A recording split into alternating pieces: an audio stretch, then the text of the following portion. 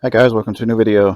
Today I thought I'd show you my new bonsai setup, and the previous one I had was a kind of a raised bed structure. Um, I'll show some pictures of it or a short video, but it was kind of a net nylon mesh thing, and it worked for a couple years, but it didn't hold up very well. And the reason I got an enclosure was because the squirrels started chewing on my trees, and that's not good. We can't have that.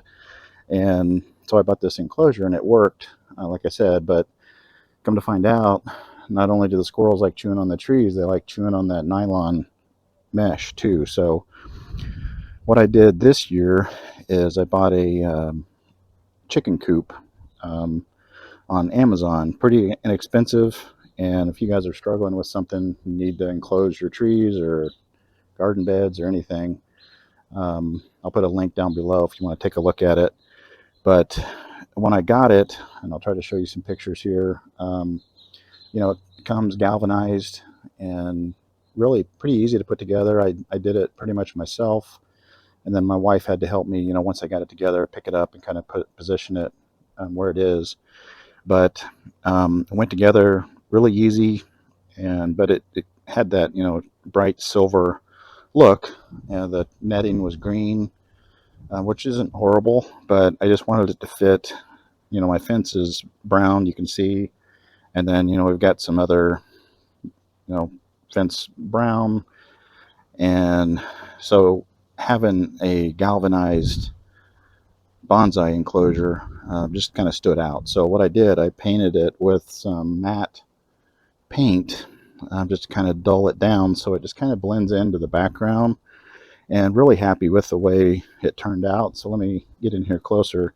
And while I'm going to show you that, I'm going to show you this enclosure too. I'm also going to give a quick tour, just kind of show some of my trees. But so out here on the outside, because the squirrels don't seem to chew on my desert rose, because I think they probably know that they're poisonous. So far they haven't chewed on them.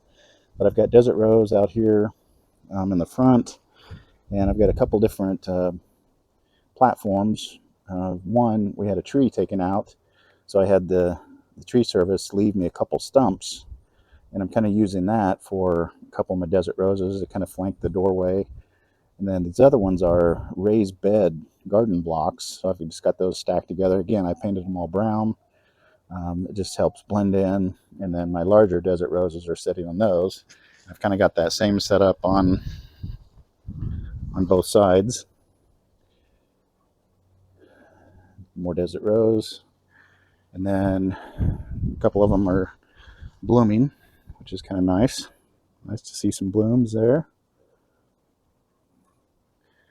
But and then I got a nice little sign to go above it, and the door's got a little latch, which is nice too.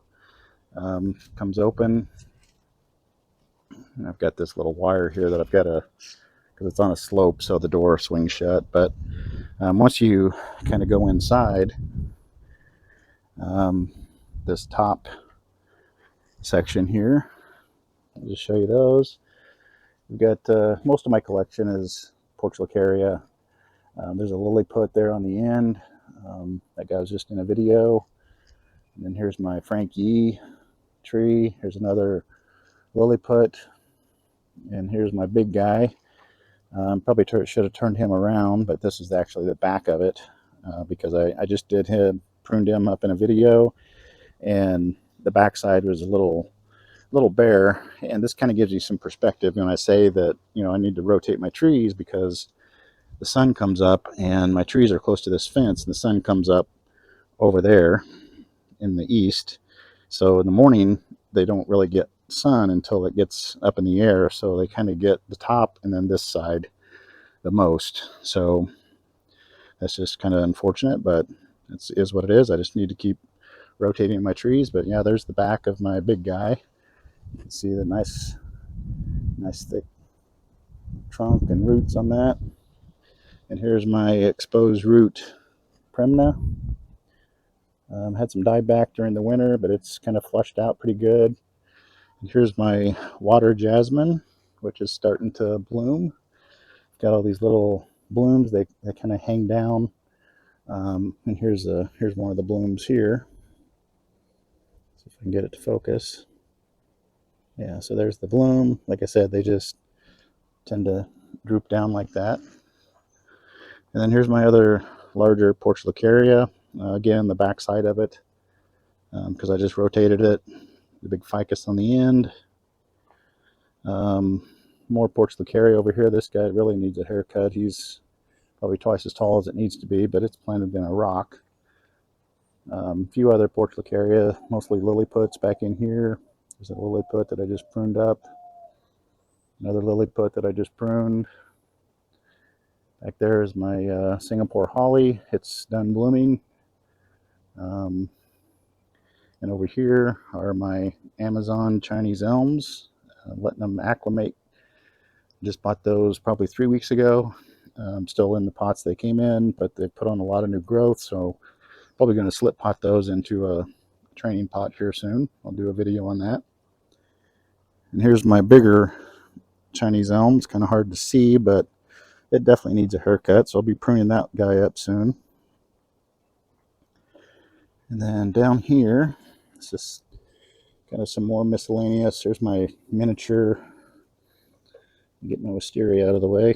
But really tiny trees there. They all need pruned. They'll be showing up in a video. Some other ficus, umbrella tree, some more portulacaria cuttings. And then there's one of my portulacaria afra mammoth varieties, which is new for me. And I just did a video showing a couple of those that I got.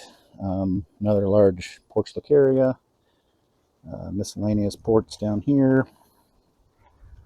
Here's my windswept port back there. It's kind of hard to see, but I'll be putting him in a video. He needs pruned. Some miscellaneous ports through here. It's another big lilliput.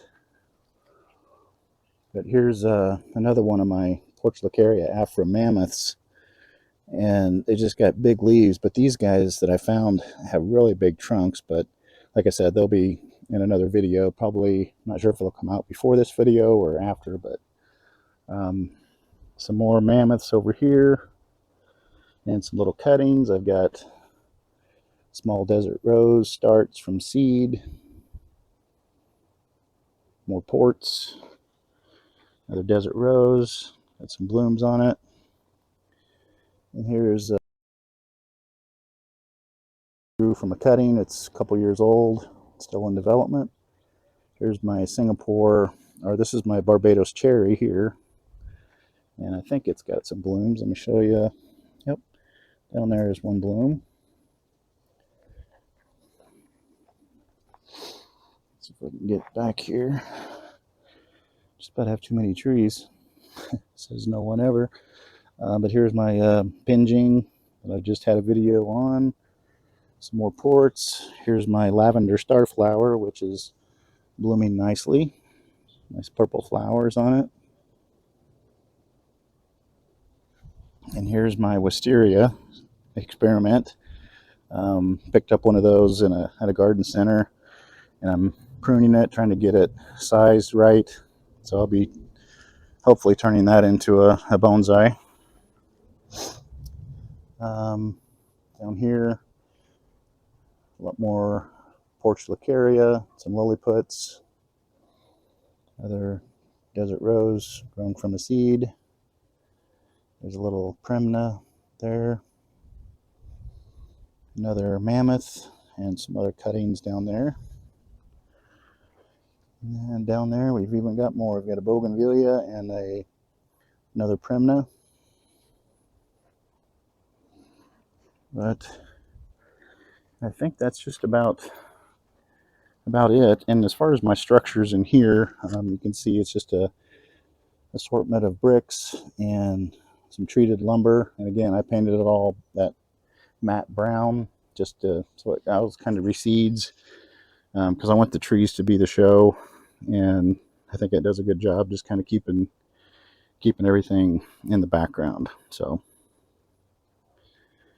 I think that pretty much does it. Let me give you another shot of it here. And over here, I've got shade cloth just on this side. So as you saw inside there, I've got some of my tender or smaller trees. Just keep them out of the baking sun. You know, when it gets to 100 degrees here in Texas, some of my smaller trees can benefit from the added shade. So I've got a 50% shade cloth on this side. And then here's a couple shrubs that we took out of the front. I'm kind of working on getting those sized down and be turning those into bonsai too. But yeah, here's let me back up and give another look here. Yeah, but that's kind of it. I hope you enjoyed the tour, and thanks for watching, and we'll see you in the next video.